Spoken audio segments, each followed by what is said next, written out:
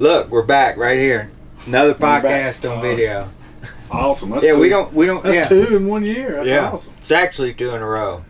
Been lagging a little bit, been busy, but we're back at it. We are in the Taj Mahal. This has been nice. It's been really nice. I'm gonna let these gentlemen. I'm gonna let you guys introduce yourself. We are traveling. It's duck season. It is duck season somewhere. Somewhere. Not at home yet.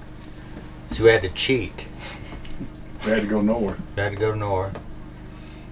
So, And these guys kind of found us this super special spot with a very unique backdrop that we're actually we'll get Jacob to share some B-roll on this podcast with you guys to kind of give you an idea where we're at and what camp looks like that these guys so graciously got ahead of us and set up. So Hal, Rob, if you guys don't mind, would you just introduce yourself to everybody listening and watching today? Sure, yeah. I'm Hal Spears.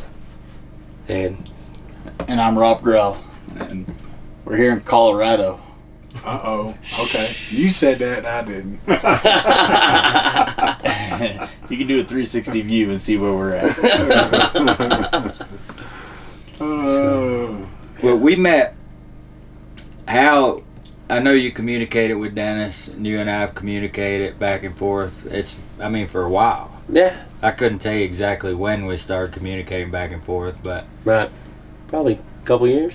it's been a couple years Couple for sure. years at least, yeah. You're an avid duck hunter. You do some other stuff. Elk. I mean, is there anything you don't hunt? You fish. I know you fish. Yep. I Tell. love fishing. So I really like. He acts like he's shy. Like he hasn't said anything all weekend. Introduce yourself. I'm Hal Spears. Next. Yep. Give me a look. Give these guys a little meat, man. They need to know who Hal is. Just so you do some fishing in Texas. You're actually from Texas, right? From Texas, yeah. Grew up, born and raised near Texas. I've been in Colorado for about 12, 13 years now. So, yeah, I grew up in North Texas, close to Oklahoma. Your dad's still in that area? Mom and dad still in that area, go down there a lot, do a lot of fishing, like you said, big fisherman. So, yeah, elk hunt. You did some elk guiding for a while, didn't you? Worked for an outfitter. Yeah, I got to go work for an outfitter, so that was a lot of fun. That was something that was special. But, yep, worked in camp and then did, what else? Oh, man. Fishing and duck hunting's about all I do now, for the most part. So, I know you've been doing it. I don't know, Rob, how long you've been duck hunting. Well, duck hunting, Hal got me into. That's what I was going to ask. About 3 years ago, Hal got me into duck hunting. Did a little bit of waterfowl hunting here and there in Nebraska. Maybe once every 2 years, once every 3 years, have a couple buddies ask me to go out and do just a few times, but not really got into it. Never had any gear, never tried to call, never just tagged along and hoped to shoot a duck. About 3 years ago, Hal had me go out with him, and we've been doing it every duck season since. It's crazy how that works. Oh, yeah. Absolutely. Kind of same situation over here. Yeah. Right. And you're not from Texas. I'm not from Texas. Nebraska. Yeah, not from Colorado, not from Texas. I grew up in Nebraska. Grew up my whole life in Nebraska. My whole family's still in Nebraska. Moved out to Colorado about a little more than 11, 12 years ago, right in that time. And moved out with construction company, did a couple different things down in Denver. And my wife and I decided during COVID to move up here into our family cabin in the mountains. And so now we've been up in the mountains for about 4.5 years. And we love it. We won't go back to the city at all. You got a cool gig too. You and your wife work together. Yeah, we do. We work together at Fitch Ranch, which is am I not supposed to say name? No, you're good. Okay, yeah. Fitch Ranch, and we're in the mountains of Colorado. We're an Angus ranch, but we also have a couple restaurants, and we have a processing plant, so it's really cool to be a part of, where we do everything hoof to table. We raise all the beef, we finish them, we process them, and then we distribute to different local restaurants. And we also have our own little meat market where we distribute all of our meat to the local community. And my wife runs the market, and then I do the restaurant. Well, you brought us a sample of it, and it was awesome. Good. Yeah, we enjoyed it so much, and y'all do the real deal here. And so y'all are even adding on to your plant now. Yeah, we are. We're in the process of doing a major expansion to our processing plant up in the mountains, and it's a major expansion. Yeah, Major. you was telling us the square footage on it, like 90-something thousand Yeah, or something. right around 90,000 square foot when it's all said and done. Unbelievable. Yep. Unbelievable. Leave it to this guy. Unbelievable. You need to answer that? No. So, yeah, we're looking forward to it. The future looks really, really good. The company's a really good company to be part of. My wife and I really enjoy it. We have no plans to go anywhere anytime soon. That's really cool. And what I thought was neat. You hear a lot in the outdoor industry, the field to how they call timber to table. Mm-hmm. There's several different Yeah. programs that talk about bringing food, straight from the farm to the table. But you guys do that. We do, yeah. We use the term hoof to table. Yeah. Is what we say. So we go hoof to table with our cattle. We also process a lot of other things. We do a lot of the big game processing up here during elk season, deer season, antelope season. We even get a few mountain lions and bears in there every once in a while. And then we also do pork, lamb, the beef, any of the local ranchers want to bring something in, we can make it happen. Very neat. Yeah. What's the ranch life like here in Colorado? A little bit different. Gets a little bit colder up here. Gets colder sooner. Winters are longer. So it's a little bit different, but it's fun. I'm just getting into it. Never really was in the ranching business. Was always in the construction business, and then started working for Fitch Ranch and kind of play as a ranch liaison, where I'm the one at the ranch when they're at the processing plant, and so take care of all their needs there when they need it done, and I love it. But I'm not out there on a horse like a rancher. I'm in the side-by-side driving around. I'm not. I don't have my cowboy hat and on the horse. Oh, that's Well, fun. I thought we were going to get to experience some of that cold weather. Hal and I's conversations leading up to this, it looked like y'all were going to get a significant front. Yeah. And the first night we got here, it was pretty wild. Oh yeah. We're like right on the edge Mm-hmm. of a pretty significant snowstorm, and I don't know what the winds ended up being that night, but the Taj Mahal here. It was rocking. Yeah, I ain't gonna lie to you. You and I talked about it the next morning, but it was one of those deals where we're from in Texas. You get those feels. You're probably dealing with a tornado. Yeah. We're a little south of Tornado Alley, really, Yeah. but we have a lot of them Yeah. there in East Texas. So that's what it felt like. Yeah. So my first thought was, I got to get out of here. Right? And I start to get up, and then I think of where we are, and then I'm like, well, where am I going to go? So maybe everybody, I don't hear anybody outside saying, hey, Billy, you need to come out. So maybe we're good, right? So I figure I'd just lay there and pray about it. And get on down the road. It all worked out, but we did get some snow the first day. You had to come out. Yeah, I didn't make it out till I left my place at 3 a.m. I had some work I had to do the night before, and I drove through about 3 to 4 inches of snow. Coming up through the mountains to get here, and it was first snow of the year.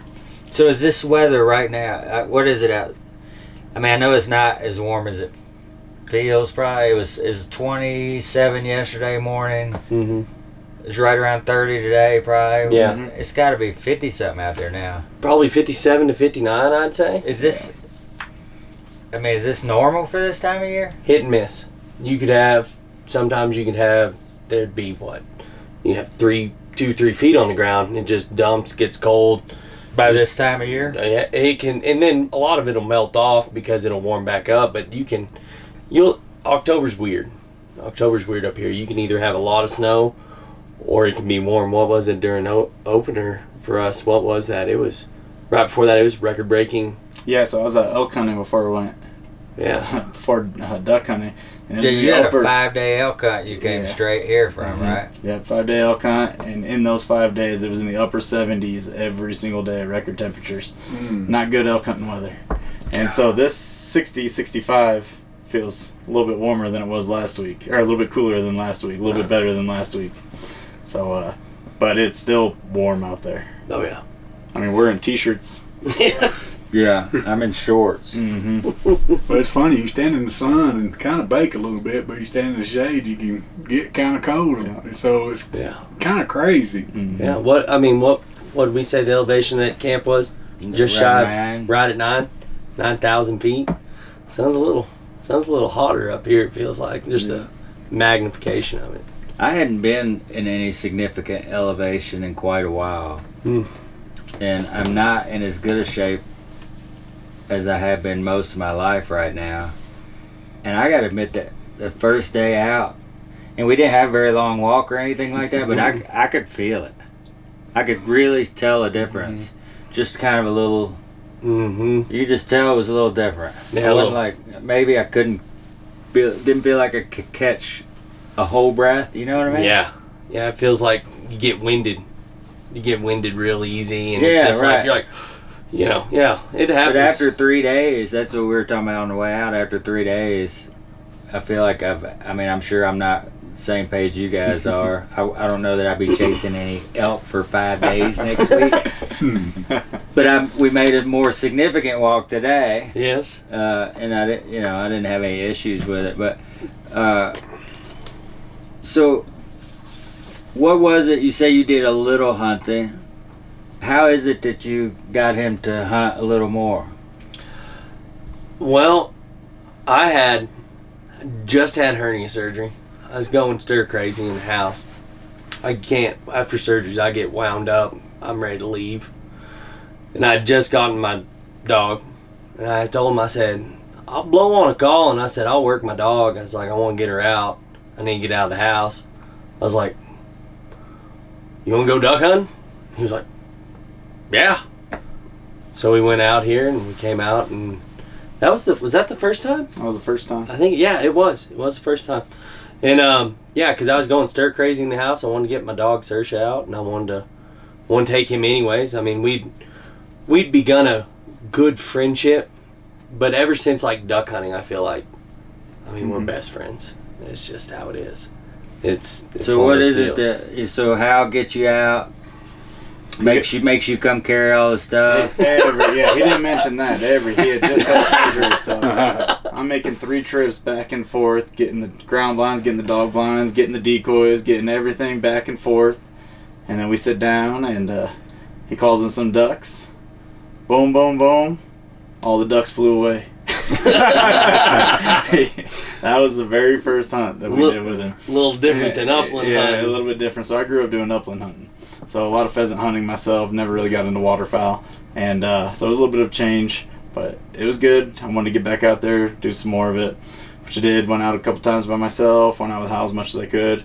And then every year we go a little bit more and more. Now, you guys are doing public too, right? This is around here is public ground. This is what y'all hunt. It's not. This is 95% public. Yeah. Yes.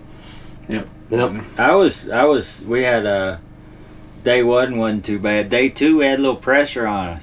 Yeah. It's kind of like thought we were weird. there first, right? Yeah. And we had somebody coming in behind us pretty quick, realizing, oh man, there's somebody up there. We need to get moving. Mm-hmm. And then we got in here and somebody coming from a different direction. I mean, there's a little traffic. You guys got some guys chasing birds up here. Yeah, and it's only during it's really when elk season or antelope season isn't going on. Most people will get into that big game. But when you get them breaks, people are like, all right, let's go hunting. And now we're hunting waterfowl. So yeah, the pressure it's quite interesting. The pressure picks up. It has this flow of what other seasons are doing around here. That makes sense. Yeah. I mean, you guys have a lot to do in this area. Oh, a lot. Yeah. Indeed. I mean, You got grouse. And we saw one of those. I wouldn't expect them to be that big. Yeah. They're bigger that is than a pheasant. big It's a bird. big bird. I figured they'd be about the same size or maybe a little smaller than a pheasant. But these pheasants around here are actually bigger. The than a grouse are pheasant. bigger, yeah. A lot bigger. Mhm. So I was shocked to see one of those. Yeah. Yeah, the sage grouse out here get real good size, and they're kind of few and far between. The season's only a week. Yeah, every you only single got year. 7 days of the whole 7 year. days. The limit's 2 per day. Your possession limit's 4.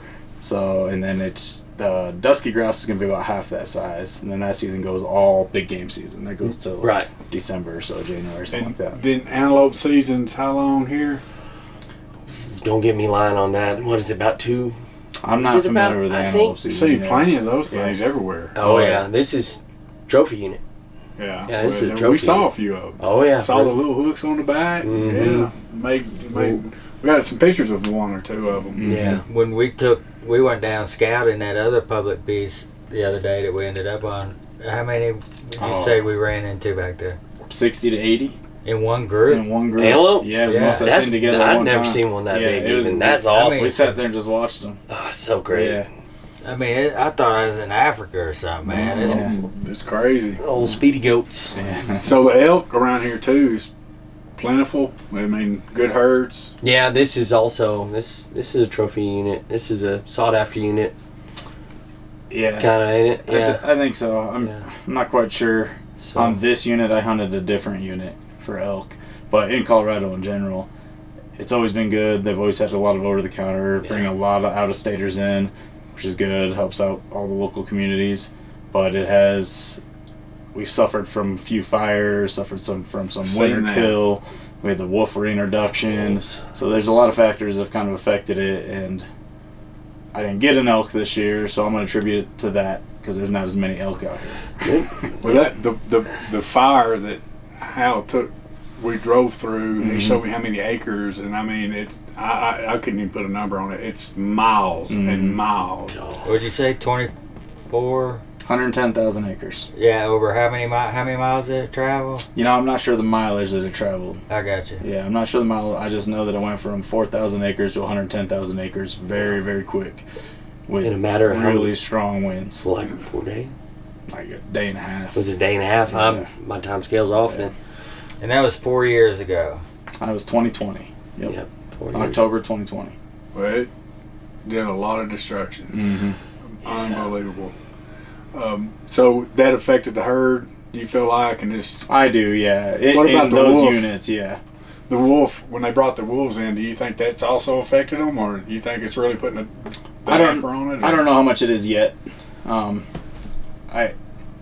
in the process of doing more wolves every single year, every quarter, something along those lines. I don't know if those wolves that they reintroduced this last January has had that much of an effect on it, but it's going to have some small effect. I've seen some signs around here. I think a lot of the farmers are pretty upset. They have signs out on the road. I've Yes. read some of them, and they're not very kindly, and they're not appreciative of the wolves being turned out. No. So- Go ahead. I'll go ahead. No, opening day. Buddy and I, Rob couldn't make it. He's working. My buddy and I, we were out duck hunting, and I thought they were so big. It was that weird, more early light. You know, I thought it was 4 moose, and they were, I don't know, 1,200 yards roughly. And I was like, look at that over there. I was like, them things are running fast. And he goes, 2 in the back ain't moose. He pulls up his phone, he has that high zoom, zooms in. Sure enough, 2 wolves chasing 2 moose right behind us. Just, and these up here, a lot of them will come from Wyoming down into here. So they're getting a little more bold for Right. sure. That's a whole crazy situation I don't know a whole lot about. You and I talked a little bit about it. It just seems wild to me. Yeah.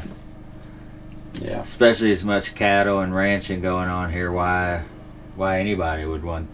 I missed those signs. I hate that. And I gotta ask. So, one moose, it's still 2 moose, or is it like mice or mooses? It's not meat. Mooses? I know that. Meese? I don't know, is it just moose It's still? moose. Is it moose? Yeah. So even if it's 10, it's still 10 10 moose. moose. 10 moose. Yes. Or 1 moose. Yep. yeah.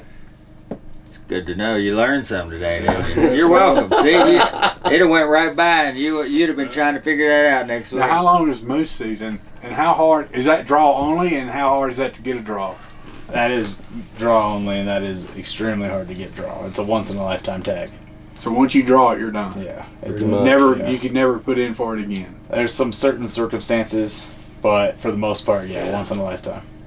So you better have one located. Yes. You better So, figure it out. If you get that tag this year and you don't shoot one, do you get to utilize that tag the following year? You do not. It ends when the season ends. Yep. It's gone. So that once in a lifetime opportunity, you got this season to get it done. Mhm. That's it. How long is moose season? It's a little bit longer than elk because elk it's 4 different seasons for elk, different times. 4 to 7 days roughly for each one. Most season you get a little bit longer, and it's before rifle season for all elk and mule deer. So you get a little bit more time with the moose. The guy who used to work at that elk outfitter for, while I was working for him, he'd been putting in for 32, 34 years. For that moose tag? And he'd never gotten it. And he still hadn't gotten one. So, plus that many more years. I'm not even going to wait on him to say nothing. I can tell y'all when we get back, he's going to be putting in for a moose tag. Just see if he can get it. He's sitting over there, the wheels are turning. He's like, that's my new bucket list item. Yeah, might as well do it. You're going to go after a moose, ain't you? Maybe. I don't know. If it's hard for an in-state guy to get it, I couldn't imagine how hard it is for an out-of-state guy. Well, what that tag cost is absolutely astronomical. It's insane. So if you're drawing, how much is it? Ooh, how much is? I don't know. I think it's. I want to say it's upper of. Let's see real quick. I want to say it's above. Googling. We're googling. I want to say it's above $1,000, but let's see. Because how much is an out-of-state elk tag? Like I know $850-ish. So $850 for a non-resident elk tag, and I know moose tags are more than that. Mm-hmm. So Now, if you don't get drawn, do you get your money back? It's a little. you don't you pay. You don't have to pay before. If you get drawn, you have to pay up. If you don't pay up, it faults, and then the ticket goes on to someone else, or the tag goes out to someone else after that. You still have to buy your small game license, even if you don't get it. So you have to buy an out-of-state small game license either way, and you don't get refunded that amount. Right. Yeah. So they're going to get you a little bit. You get a little bit. Yeah. Yeah, you get your processing fee and your small game license. So they get a little bit out of you for sure. Yeah. $2,700. Yeah. $2,700. I mean, for a once in a lifetime deal. Oh, yeah, that's not a bad deal. But to me, if you got that much money invested, and it is a one lifetime deal, I mean, I'd probably be calling a guide that's probably knowing where some are located. Because I mean, I don't know how an out-of-state guy would do it unless you would have to come up here and not have to Call worry. Hal. Yeah, call Hal. But that's what I'm saying. You would have to come up here and spend all that time scouting for one before the season kicked off. Mm-hmm. yeah. If you just try to show up and kill one, I mean, You take a whole month off of work. yeah. Jeez, and yeah, because it's once in a lifetime. Now, I know a lot of people, instead of just putting in for that once in a lifetime tag, I know a lot of guys who will end up doing like DIY hunts in Alaska and have such a higher success rate, do a drop in. And it's a lot.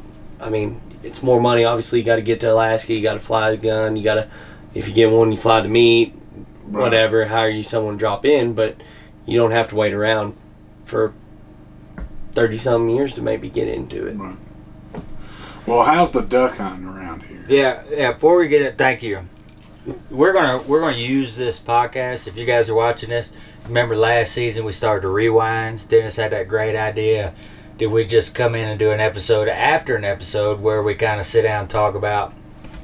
We make a lot of mistakes, so it was cool to go back and just kind of look at what we could have done better to be more successful, or what went right, that allowed us to harvest what we did in that last episode. So we're going to run this as a rewind. Okay. We will have an episode out of us sharing time this week, and this will be the rewind to that. So we can go back, and we'll kind of start what Dennis said.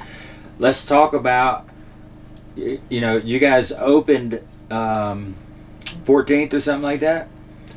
Or earlier. Opener? Yeah, when was your Opener was the 5th. Yeah, October the 5th. 5th. So you've been open for a few weeks. Mm-hmm. Let's talk about what Dennis and I, hunting with you guys, have seen the last last few days compared to 3 weeks ago, or whenever you guys opened? So when you opened, what was the opener like? How were the duck numbers? How was everything for you guys? Duck numbers were good. It felt like we actually had more ducks up here at the time of opener, and then smaller numbers as we got into this week. Was that a week and a half later, roughly? So Yeah, it's like 3, isn't it? Today is what is today, Dennis? Yeah, 2 weeks later. 2 weeks later. So. All right, there you go. My bad. No, you're good. But yeah, I felt like opener had a lot more. We had quite a few birds up here, and then I don't know, I guess they probably end up pushing We on. see that a lot. We'll see a lot in various states, where Texas is a great example. We're not in a great spot, but opening weekend, you'll have these nice little fronts here and there, and early birds, and for whatever reason, you'll have some birds start to stack up and accumulate in some of their favorite spots. So you could have a really good opening weekend. And then obviously after you shoot that up, it's going to be a while before you get new birds. Mm-hmm. Is that kind of part of it? I mean, there hadn't been a lot of significant weather or anything, huh? That's the other thing, is we haven't had a lot of weather at all, really. I mean, that night, first night here, that was the most significant weather we'd had this fall. That was the I first would time I say. saw snow. Yeah, first time we had snow. Yeah, cold Nothing. weather. Yeah, nothing up north had been really getting cold. Is the duck hunting typically better once you get later in the season, we start seeing more of the snow and more of the weather? I think it's a combination of both. Yeah. I think opening weekend up here in the mountains, especially, you get people to come down. You get people to come up from all over the place to hunt those opening weekends. After that, the pressure really drops off. You run into a couple groups here and there, and that's pretty much it. Going back to what you said, Billy, that opening weekend, I didn't make it up here Saturday, Sunday. Hal was here with a couple buddies, and they saw a lot more birds. I came on Monday and Tuesday, and after that opening weekend, there weren't very many birds around. They had got out of here as quick as they could. And with the warm weather, we didn't really have much push back down yet. And so as the season goes on, up in the mountains, you only get a few weeks because that water freezes quick. Once you get a couple really cold freezes at night, then you just have the rivers up here. You don't have much else besides the real big water. Mm-hmm. So, yeah. Then you can, I got to get him into it, show him how to do it, but we'll hunt the Colorado River, and there's another little river we'll end up hunting. When things do start freezing up, then birds just take to the river, and you can have pretty good days.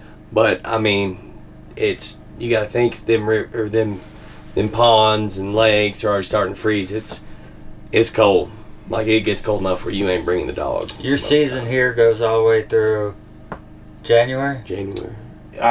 Well, Yeah. there's a couple different units I where got we you. live and where we're at. It Little does different, change a little that's bit. right. Yeah, Mhm. it changes based on whether you're east of the Continental Divide, west of the Continental Okay. Divide. So a lot of Mhm. field hunting down the Front Range, and then that west of the Continental Divide, you get a little bit longer season with no split.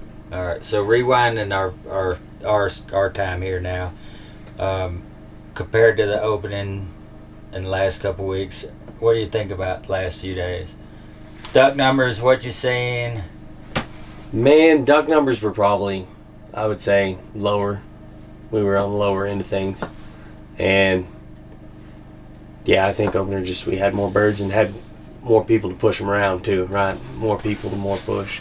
I'll tell you what, today, I saw more birds today than I probably have Yes. the I last Today- 7 to 10 hunts that I've been on. Yeah. Today we saw more birds flying in the air. They were high. Mm-hmm. We had some come down, but today I saw more birds than I have in a long time up here.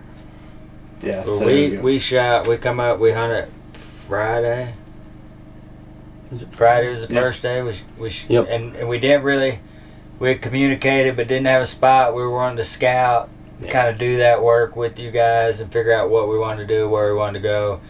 So we just jumped in a hole with you Mm-hmm. just to see if anything magical would happen. Right. And you know what? It was a beautiful sunrise, right? It was great. It was great. We didn't pull the trigger. Nope. Didn't see much of anything. Mm-mm. Shut that down early, and then we got to scouting. Mhm. And Rob and I spent some time together. You guys hit the roads and went different directions, and we shot a few more Saturday. We did see a lot of ducks, but we had a heavy fog we had to deal with. I mean, you see fog like that all the time? Not all the time. Yeah, You see it usually dissipates right when that sunrise happens, but this fog lasted till 10 o'clock. I know you kept saying, they say it's going to live to 8. 8:30. Now they're saying 9. That dang weatherman. he lied all week. Oh, he to lies. us. He lies. Oh. But It was thick. It made It it. was thick. yeah, And I think there were probably birds in the area. for sure. Well, there were a lot of birds there the day before. A lot of birds there the day before. Yeah, we did find a lot of scouting. Mm-hmm. A big variety of birds. Yeah. What kind of birds were you shooting this area? Typically, I would say mallard, gadwall, widgeon. Yeah, but Teal? I'd probably start with gadwall first. Probably Gadwall more, up first. gadwall. Yeah, more gadwall than. Gadwall. But you get into the teal and the mallards Mallard. and the widgeon. Yeah. Yeah, Same. so mixed bag every day. Canvas back. And a canvas bag. Today we had a good day today, Yeah, real good day today. and we shot a mixed bag, Mm-hmm. and like you said, saw a lot more birds flying. Yeah. Mm-hmm. Yep. It was good today, and they didn't fly early. They didn't fly right at sunrise. It took them a little bit to get going. We had to pick up and move. We made a couple adjustments, and then birds, they came in. It was good. Yeah. It was good. I could say the disadvantage you guys has had, all the little small potholes here are dry. I mean, you got big bodies of water, which makes it very difficult to hunt. Because anytime you deal with educated ducks and real estate, sometimes it makes things a little bit difficult, which it was this morning. But I noticed just riding around, it's just the huntable potholes that are smaller, and once they get down in there, you can have great success. They're completely dry. Yeah. And it's y'all hadn't had rain in a while, I guess. Yeah, what about probably 2 months really. Since August, yeah. Yeah, 2 months, no rain. That's the thing about out here though. There'll be times you'll show up, 1 week you'll hunt this one spot, have a killer day. You come back next week, you're like, hey, well, let's go check it out, see what's going on down there. And it is gone. It's not there anymore. We hunted 2 places opening weekend that don't have any water in them now. 2 weeks ago. Yeah. And I can see that everybody around here usually, because the cover is kind of thin, you got to use some type of blinds and stuff like that. And I just, I know where we're from, a lot of times those ducks get really educated on that kind of stuff. So then you got to overcome that too. Yeah. So y'all have a good challenge here, because concealment to me is probably number one. Being concealed if you're going to have any type of success, because anytime they see, and we saw that a little bit, they wasn't quite sure what was there and didn't like it and peeled off. So I grant you guys, y'all got a tough road to hoe up here. It's not come up here, shoot them and high five, and you got to put your thinking caps on, and I guess the number one priority is concealment. So 100%. yeah, so it's a tough game. Yeah, we've been focusing on that more and more this year, probably more than ever. And it's like every year that's the thing though, is every year we hunt together, we sit down when the season's over, and it's like, where was the gap? What were we missing? How can we fill it? And we go and we'll look all year, see when something comes up on sales and be like, hey, it's like that Momarsh panel, Versablind. We just added that to the arsenal this year. And Used it a lot already. yeah, wearing it out. But, concealment is so hard up here because, like y'all seen too, you get behind some grass and you're like, oh, that's pretty good grass.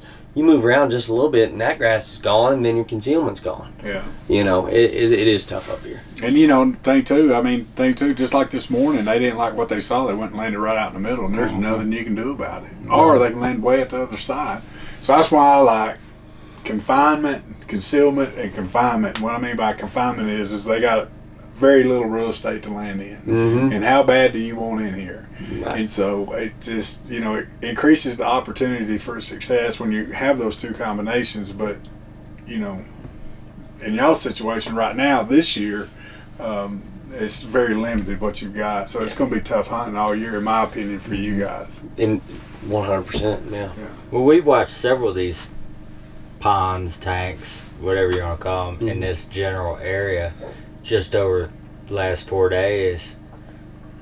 I mean, really, I don't know if it's absorbing the cattle and evaporation all included, but I mean, you can watch it. Yeah, it's amazing, especially this one right out here tonight. Unbelievable. I mean, how many yards have you seen that thing go down? A lot. In a matter of what? The other one's dry, and this one's about to be dry. And this had actually a lot of water. October 5th, that weekend, it had a lot of water, and like that, it's just gone. So it's crazy. How typically in this part of the world, what y'all doing? Talk a little bit about.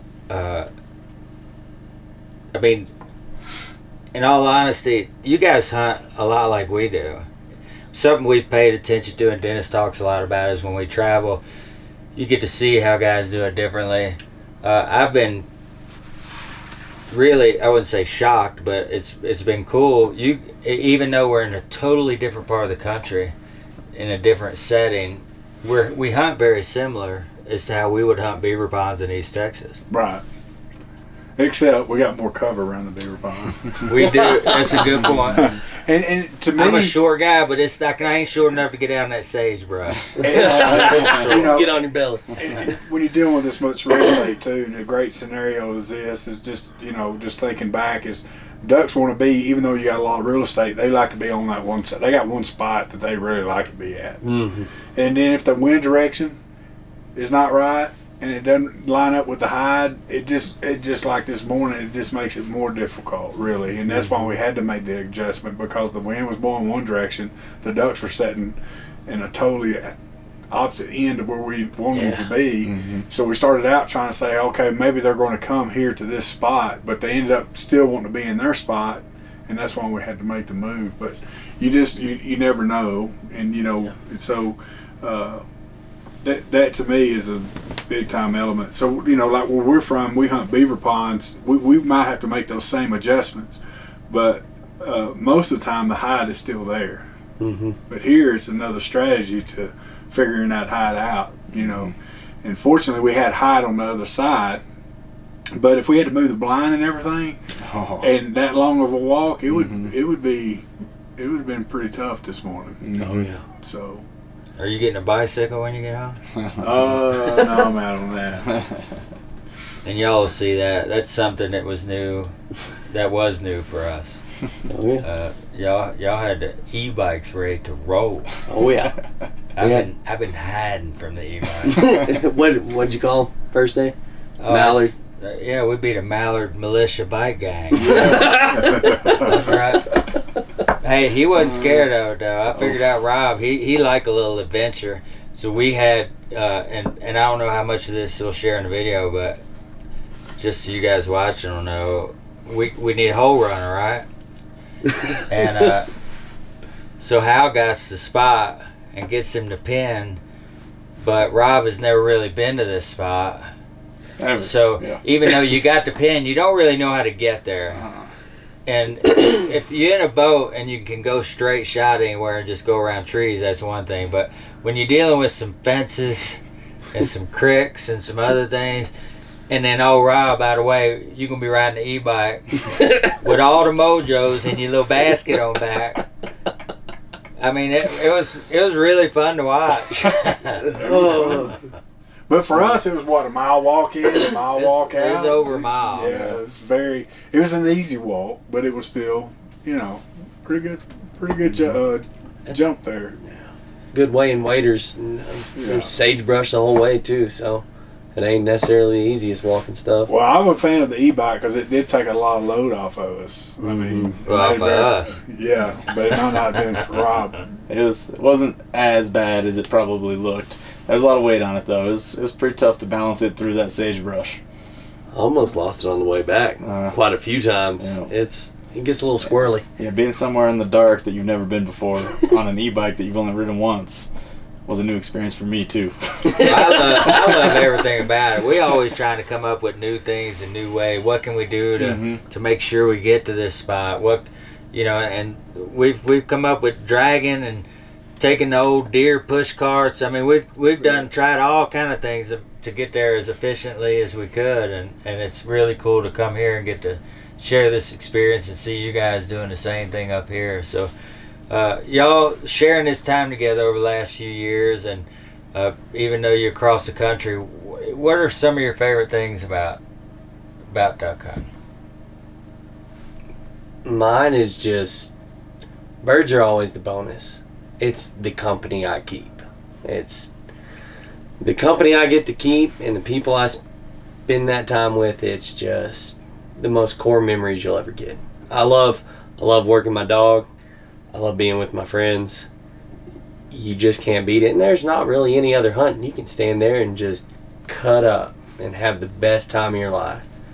And those are my favorite things. Anywhere I go, duck hunting. Yeah. And anytime you get a group of guys also, I mean, just like this scenario here, just us being here and like, okay, how are we going to do this? And everybody comes together and everybody tries to, throw their 2 cents in, and everybody tries to come up with the best plan, and everybody agrees to this one option. Yeah. I mean, you know what I mean? So it's a community and friendship and everything, but it also, the strategy version of it as well is a big attraction to me, and a group of guys coming together and trying to figure something out and try to have that little bit of success. Yeah. So that's a big part of it for me. And getting to share that with y'all two the last couple of days has been a lot of fun. So, Rob, how about you, man? That. Like what Hal said, I grew up camping a lot, doing a lot of different types of camping. To me, Hal and I live in a place where we don't just get to go out our front door and go hunt. We go out and we camp for a couple days, bring the camper out here, camp, and so this is camping with a bonus. You get a hunt on top of the camping. So the whole thing, get up in the morning, make coffee, get up early, get out there, go hunt. The hunt's the bonus. You come back, you clean the birds if you're lucky, play cornhole outside, come in, play dominoes, cook lunch. You wouldn't know he would bring up corn. we gonna get it back this evening, though. Don't worry. But yeah, that whole part of it's the best part for me. Coming back, cooking dinner, go out scouting together, talking, laughing, joking. That's by far the best part of a duck hunt for me. Oh yeah. Very cool. Well, you guys know the journey's a big part for us too. So getting to share that time with you guys, open the arms like you did to allow us to stop in here while we on the road to share this time with this beautiful backdrop, and we, we got the bonus. We got to shoot a few ducks while we was here. Yeah. So we ate really, really good. Yeah, we're gonna eat good tonight. Well, actually, we're gonna get to eat the duck that we shot today. So. Hey, y'all gonna be mad watching, but we got this house set up, this crock pot over here, and we cleaned some ducks, we got some pork, we got some, I think, a little bit of everything. Dumplings in there. We're gonna do some, we're gonna put some dumplings in at the end. Oh, got you some celery in there too. His favorite. I'm excited about that. Yeah, I mean, I'm super excited about that. Anyway, can't thank you guys enough. Good times. I can't thank you guys enough for taking time to watch this. If you're watching it, to rewind, talking about our experience this week with Hal and Rob. Or if you're listening to it on Spotify, iTunes, wherever you get that. Follow us all year long on the Dr. Duck YouTube channel, Spotify, iTunes, by subscribing to the podcast. And check us out on social media, Dr. Duck, Fowl Hunter. You can even find old Pooh Bear here on Instagram. You look hard enough. So, Rob ain't got there yet. Not yet. That's a good thing. Good for you. Y'all stay after them. Also, hey guys, check this out. Our friends at Victor Pet Foods, they've got a campaign going on. You're going to check it out. It's they're doing it through the social media channels. It's running right now and will run through November 11th. And my understanding is that you guys can enter this contest by utilizing the hashtag Hunts by Victor. Yep. And you'll use a photo, maybe you and your pet, outdoors obviously, and you're actually competing to win a custom food bag that'll be sporting your image with you and your pet. It's Yeah. kind of cool, right? Yeah, walk into any store and see you. See your and- pretty face on a bag. If And I your saw dog. your face on the bag, I'd turn around and run. you and your dog in there, and on Yeah. the bag. So I think to me that's a pretty good idea. I mean, I wish I could enter it. I probably wouldn't win it, Thank but goodness he can't. But you can. Hashtag Hunts by Victor. And I'm looking at that right here just to make sure. Hunts by Victor. You got till November 11th. And also, if you do win that big bag thing, they've got I think they're going to put you up on their social media stuff too. So cool opportunity for you and your pet to make the billboard and make that food bag. And I think they're selecting 3 winners for that. So get over there and check it out by November 11th. good luck.